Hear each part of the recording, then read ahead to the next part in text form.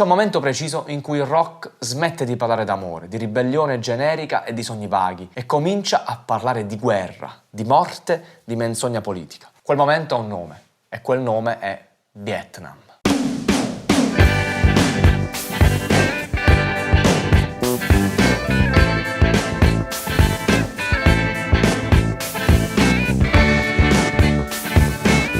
Il mondo del rock non nasce politico, diventa politico e lo fa quando la realtà bussa alla porta in modo troppo violento per essere ignorato. Negli Stati Uniti quel colpo alla porta ha un nome preciso: Vietnam. La fine della Seconda Guerra Mondiale e l'inizio della Guerra Fredda cambiano radicalmente il clima politico e sociale americano. Negli anni 50 si diffonde il secondo Red Scare, la paura rossa. Il comunismo diventa un nemico invisibile ovunque e l'anticomunismo si trasforma in ossessione collettiva. È l'epoca del senatore McCarthy, delle liste nere e della caccia alle streghe.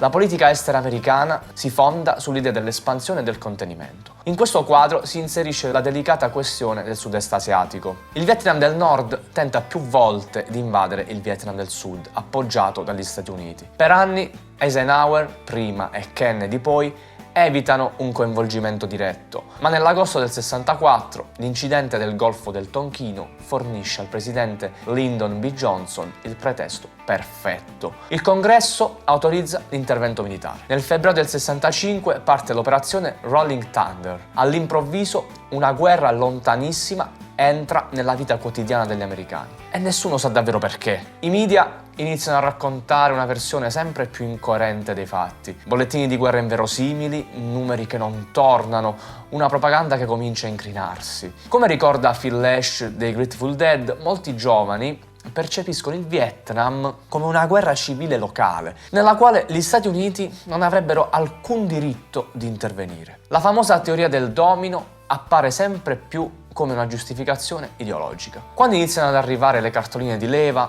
la guerra smette di essere astratta, diventa personale. È in questo clima che la musica cambia funzione. Non è più solo intrattenimento, ma diventa coscienza collettiva. Una delle prime risposte arriva da Arlo Guthrie, figlio del celebre cantante folk Woody Guthrie. Nel 67 pubblica Alice Restaurant, un racconto musicale di 18 minuti che prende spunto da un arresto assurdo per gettare la spazzatura nel posto sbagliato. You can get anything you want at Alice's Restaurant.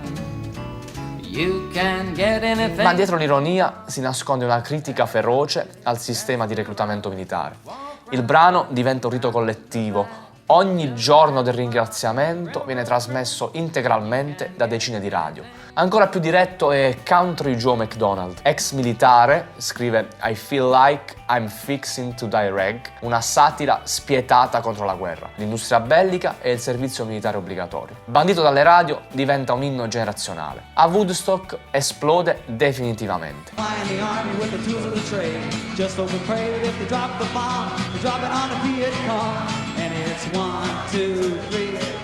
Accanto a loro, John Baez prende una posizione netta, personale, radicale. Rifiuta di pagare il 60% delle tasse, la quota destinata alle spese militari. Definisce il Vietnam una non guerra. La sua protesta è pacata ma inflessibile. Woodstock, nell'agosto del 69, non è solo un festival musicale, è una manifestazione politica di massa. Il peace di Peace and Love diventa concreto ed è qui che Jimi Hendrix riscrive la storia. La sua versione di Star Spangled Banner non è una provocazione gratuita, è una denuncia sonora. Attraverso distorsioni, feedback, sibili e rumori, l'inno americano diventa una rappresentazione acustica della guerra. Mitragliatrici, bombe, sirene. La chitarra si trasforma in un'arma pacifista. Poco dopo, con Machine Gun, Hendrix porta ancora più in là il discorso, un brano dedicato alle vittime di tutte le guerre, un lamento elettrico, feroce, poetico, in cui il linguaggio musicale raggiunge una potenza espressiva pari a quella delle arti visive.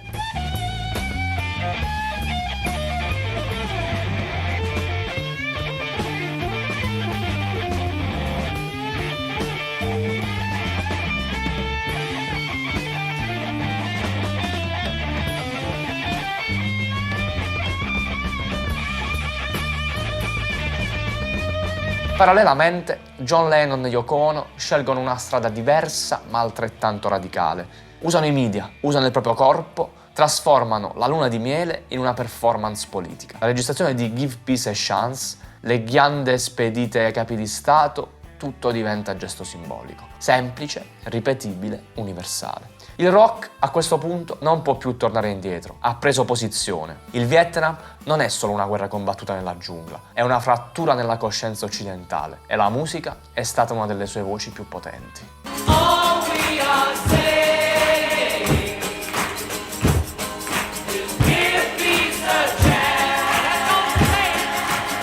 Nel link in descrizione la playlist ufficiale con 10 brani essenziali contro la guerra.